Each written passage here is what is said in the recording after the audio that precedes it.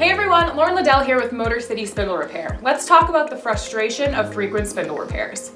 Welcome to the world of manufacturing, where precision and speed reign supreme. But even the most advanced machines can come to a grinding halt due to one pesky problem: faulty CNC spindles. We've all been there, watching in frustration as a critical production run comes to a screeching halt. The downtime, the lost revenue, the stress, it's a never-ending cycle of frustration. But have you ever stopped to think about what's really going on inside that spindle? CNC spindles are incredibly complex pieces of machinery, with tiny bearings, high-speed motors, and intricate cooling systems.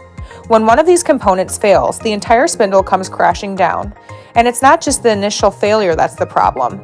It's the ripple effect that can bring entire production lines to a standstill. So what's the real cost of these spindle failures? It's not just the cost of repairs or replacement. It's the lost productivity, the missed deadlines, and the damage to your reputation.